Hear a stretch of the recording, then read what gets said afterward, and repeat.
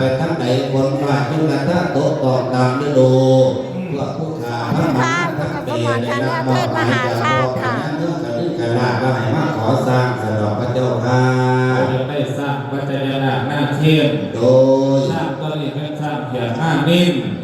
หันผินหนาไปทั้งใดคนเสียลังคนจะเทศทางไห้ซุ้มเจ้าสิซุ้มเย็นยังได้สร้างตัวนี้มาแม้พระเจ้าค่ะเอาพันยังไงก็พ่อยากดอกเขากระสิพระราชทานให้อยู่แต่ว่าให้เจ้าดันพระราชาควบแห่งควบแหลงสู่ข้างเบิกว่าบ้านเจ้าเมียงเจ้ามันทุกข์ยากลำบากจังใดมันแห่งมันแหลงปัดใดเบาเบิกพระเป็นตะลิตนสงสารกสิเดชพระราชทานสร้างให้สนองกระจังสันกับฟังเด้อพวกผู้ขาสิกาพูดสู่ฟังเด้อพระองค์เด้อมาประเรียนเรื่องบานผือมาสื่อสร้างพระเวทซอยภาพเมื่อกระดึกกระดาษแน่สร้างพอพระองค์พระเวทตั้งตอนนี้กินตั้งบ้านตั้งเมืองเกินกล้วยกับว่าแม่เด้อ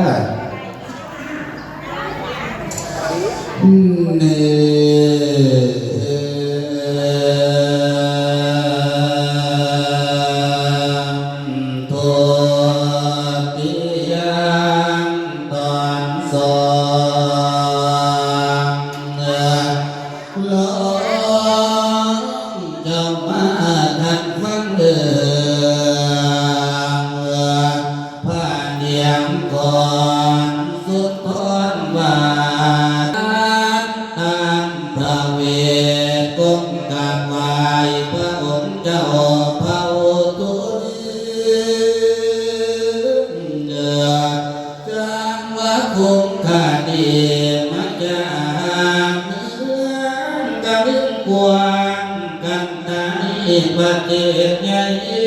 กุมปัจจัยน้อยอยู่เมืองบ้านกันห่วงเงาเพียงพอผู้ชะนั่งเขาอยู่ในน้ำกะเกินขาดคนบ่ทุกข์ยากย่อยขันน้ำเพื่อนพอมี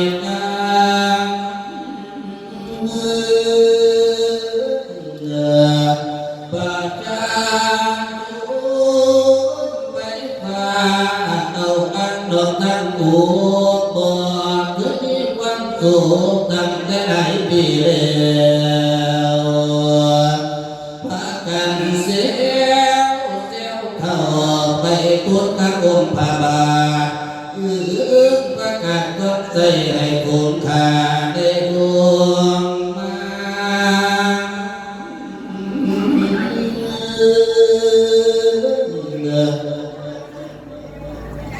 ขอ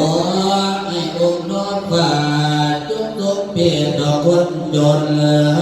ให้เอาตัวมงคลตอบฐานในวันนี้ร่างจะมีบุญคำให้พุทธตัวหวยตั้งหลาดผู้การเดียสงสารพ่อสงสารแม่ความตั้งเยี่ยเลี้ยลูกตาอ่อนอยู่ทางบ้านที่เคยตายหัวขาดทุกอย่างหายจักได้เที่ยวหาขอพ่อพระองค์ที่พ่อได้เป็นสีเมืองไปพุทธดอกทั้งบ้านพระองค์ทั้งเก้าดีเสียงนี้ผลกันดุลทรงกันสร้างเดียว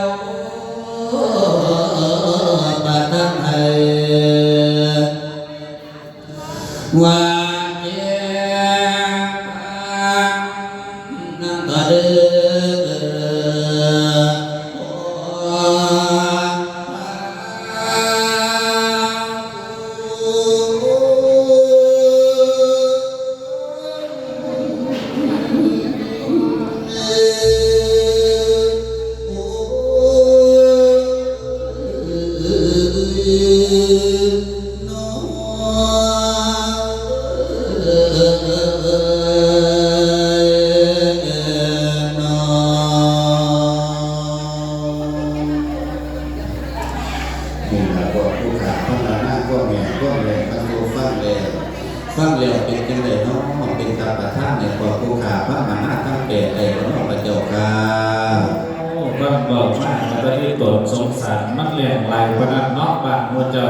โดยเจ้าบ้านเจ้าเมืองตอนพระมันโตและกำลังบาดเขาสิกินเส้นทองตะวันเสียงก้าวไก่แบบตีพระเจ้าค่ะโอ้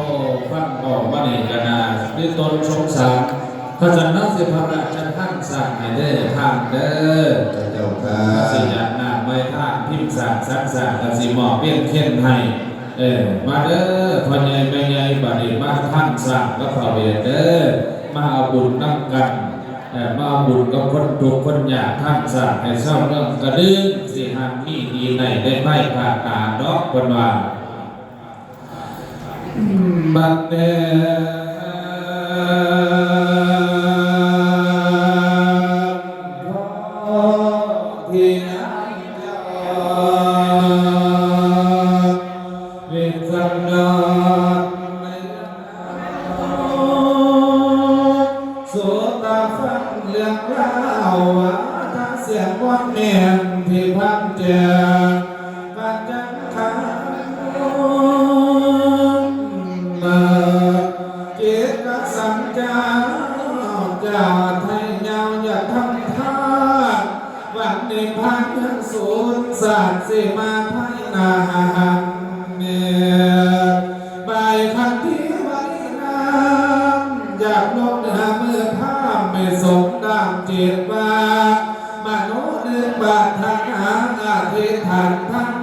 เป็นเปียวทาง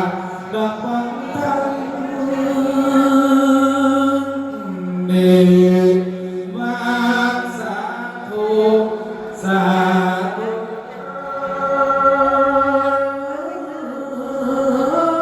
ด้วยข้าท่านทอดสร้างเมียด้วยข้าท่านทอดสร้างให้เป็นว่างบารมีเปลี่ยนเวทีมาค้าท่องเที่ยวไปเมืองฟ้าเมียศาสตร์เสมาให้ทำงานให้เป็นจอบศาสดาเย็นพ้นพระนิ่งลำเนียโอ้ยกมาโลกสันตามจับสักเขียนี่ดีล้วนว่าดังพงขอให้พี่น้องบวชลูกว่าโลกเกีนี่ขึ้นเมื่อสูงพอพุทธจนคำเดียนาสักสาโมยกมาหน้าชาลาทางในเจมสองศาสตร์บรรลุธรรมแก่กาทาลาลุนนสอธิษฐานทั้งผลบ่มีบนเสียใดพอแทนทั้งพอกับขึ้นเนื้อพื้นผลให้สมเมียอักว่าผลกันดันเลี่ยมอีกเขาอยากมาเทียบบ่มีได้พอพานจุบบนบาลวสานทวีทั้งยอดสร้างไปเรียวเจ็บโยมพ่อใหญ่ไม่ใหญ่โยมพ่อโยมแม่พวกคุณโยมกระดังดาเชิญเจ้าทอดทับขอบด้วยแม่โนมาโนปอนโพ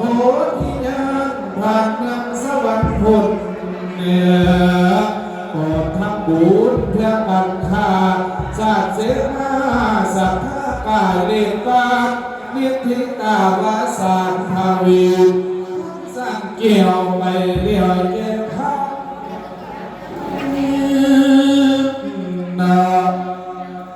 เลี้ยวบักนี้พาใหญ่ไม่ใหญ่ทุกเพื่อนโมทำงานอ่อนทำท่านน้ำภาวีเหตุอย่างนี้เรียนก่อนในความสั่งอยู่สบายได้พอเด้อเมียเจ้าได้ทำบุญสาได้ทำทานที่ทอดขอให้หอดสันฟ้าสวัสดิ์วันความสบายเจ้าเฮ็ดให้ได้เก่งไว้หนาเด้อเมีย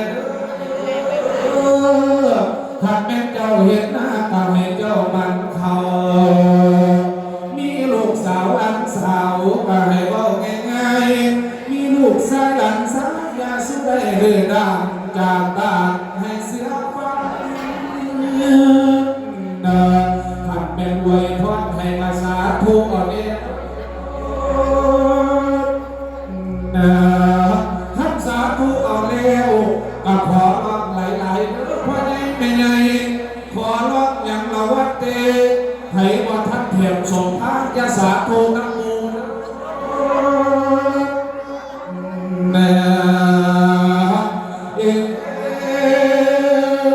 เพราะในไม่ไง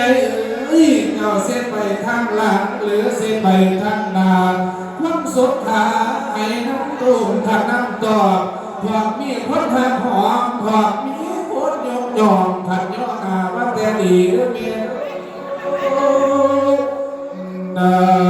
ท่านใจจากสานี่ด้วยบุญเดชพันลา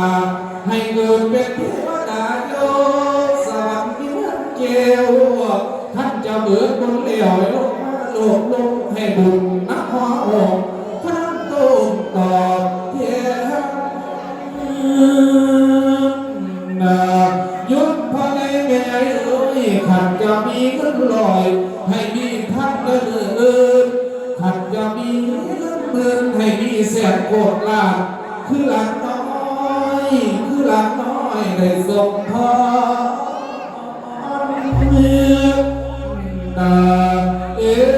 ขันเป็นเจ้าขายอ้อยขันเป็นเจ้าขายมันขันเป็นเจ้าขายเขาปีนี้ให้ได้เงินปีละ2-3 หากกาตาได้เป็นท่านขายเขาปีนี้ให้ได้เงินผู้ละ2-3 หากกาตาท่านยังได้หลายกว่านั้นให้พากันขายนาผู้ละ7-8 ล้านจนที่ขาด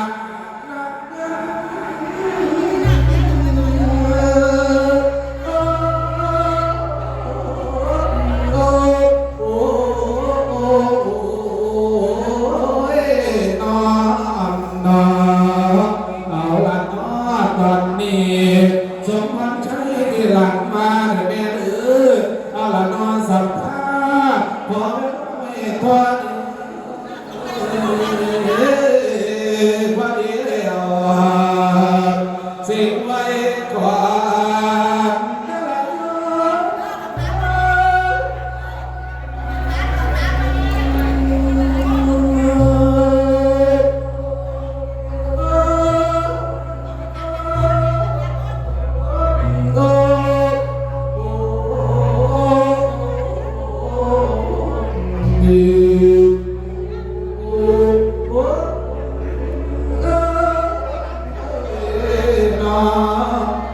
no